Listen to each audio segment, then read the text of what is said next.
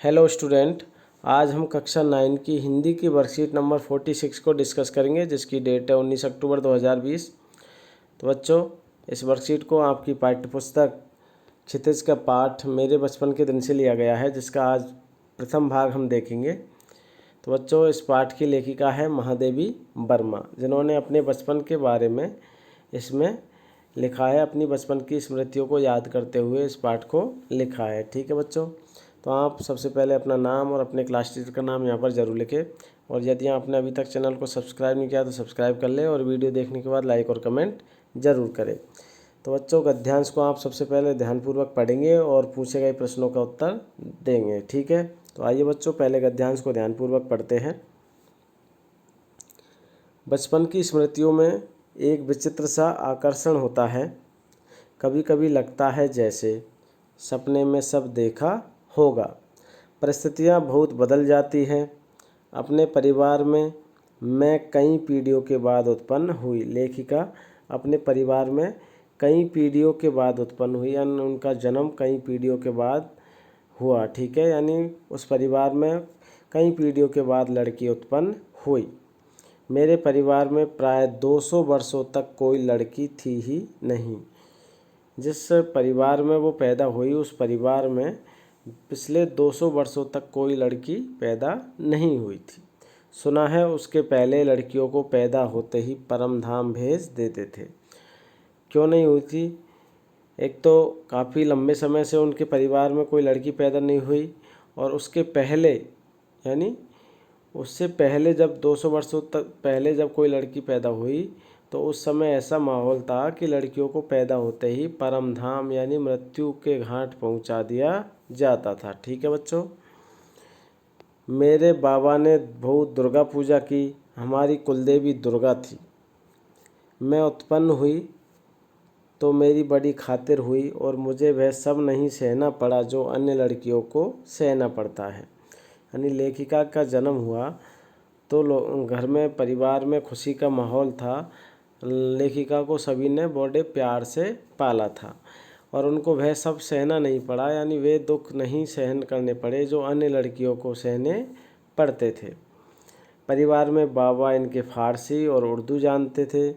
पिता ने इनके न अंग्रेजी पढ़ी थी, और हिंदी का इनके परिवार में कोई वातावरण नहीं था।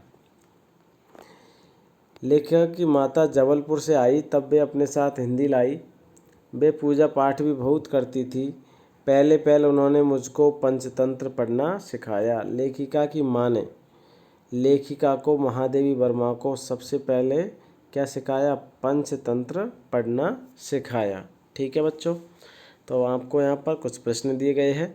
इन प्रश्नों का आंसर आपको इसी में से गद्यांश में से देखकर या छांट कर लिखना है। ठीक है, तो बचपन की स्मृतियाँ कैसी होती है? तो आपको प्रश्न है बच्चों, बचपन की स्मृतियाँ कैसी होती है? तो आंसर आप क्या लिखेंगे बच्चों?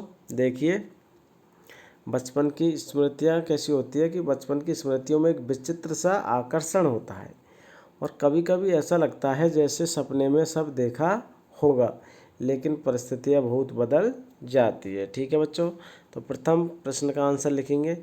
सेकंड का आंसर क्या लिखना है? देखिए, प्रश्न क्या है? लेखिका किन परिस्थितियों में पैदा हुई? उत्तर क्या होगा? तो उत्तर बच्चों आप यहाँ पर छांट कर लिखेंगे। लेखिका किन परिस्थितियों में पैदा हुई? तो लेखिका बच्चों ऐसी परिस्थिति में पैदा हुई थी कि जहाँ पर उनके जन्म से पहले लड़कियों को कहाँ भेज दिया जाता था? पैदा होने से पहले ही परम धाम भेज देते थे। कहाँ? परम धाम, यानी उनको मृत्यु के घाट पहुँचा दिया जाता था। तो एक ऐसी परिस्थिति थी जहाँ लड़कियों को लोग समाज में अच्छा नहीं मानते थे, और उनको जन्म से पहले ही मृत्यु के घाट पहुंचा दिया जाता था। लेकिन अब ऐसा बहुत कम रहा है। धीरे धीरे ये सारी चीज़ें समाप्त हो गई है। ठीक है बच्चों, फिर भी है कुछ मात्रा में। तीसरा प्रश्न बच्चों देखिए, लेखिका के साथ कैसा व्यवहार हुआ? लेखिका के साथ कैसा व्यवहार हुआ? तो आंसर आप क्या लिखेंगे कि लेखिका का जन्म हुआ तो उनके साथ कैसा व्यवहार हुआ? तो आंसर में आप लिखेंगे बच्चों, जब लेखिका का जन्म हुआ तो लेखिका की बड़ी खातिर हुई, यानी उनको सभी परिवार के सदस्यों ने अच्छे से और हाथों ही हाथों में रखा, यानी बहुत लाड प्यार से उनको पाला। ठीक है, और वह उनको सब सहना नहीं पड़ा जो अन्य लड़कियों को सहना पड़ता था, यानी उनकी अच्छी खातिरदारी हुई थी। अगला प्रश्न 4 नंबर, परिवार में पढ़ाई लिखाई का क्या वातावरण था? तो आप आंसर लिख सकते हो बच्चों, बड़ा ही आसान है आंसर, इसमें आप ढूंढ कर लिख सकते हो। उसमें पढ़ाई लिखाई का क्या वातावरण था उनके परिवार में? तो उनके परिवार में बच्चों, उनके जो बाबा थे लेखिका के, वो फारसी और उर्दू जानते थे, पिता अंग्रेजी जानते थे। हिंदी का उनके यहाँ कोई वातावरण नहीं था, लेकिन जब उनकी माँ शादी के बाद उनके ससुराल में आई, जबलपुर आई, तो वह उनके साथ अपने साथ हिंदी लाई थी, यानी हिंदी का धीरे धीरे व्यवहार उनके परिवार में होने लगा था। ठीक है बच्चों, और लास्ट प्रश्न है 5वां, महादेवी जी के इस संस्मरण को पढ़ते हुए आपके मानस पटल पर भी अपने बचपन की कोई स्मृति उभर कर आई होगी, उसे लिखिए। तो बच्चों, आपको भी इस संस्मरण की तरह जो आपके दिमाग में जो भी आपके बचपन की स्मृतियाँ आई है निकल कर, या आप उनको याद करके आसानी से इसमें इस तरीके से लिखेंगे। ठीक है बच्चों, और आप समय समय पर अपने हाथ पानी और साबुन से धोते रहे और अपने आप को कोविड-19 से सुरक्षित रखें। तो देखिए बच्चों, आज की एक्टिविटी में बस इतना ही। आप इसे समय पर पूरा कीजिए और अपने टीचर के पास समय से भेजिए। ठीक है, थैंक यू फॉर वॉचिंग।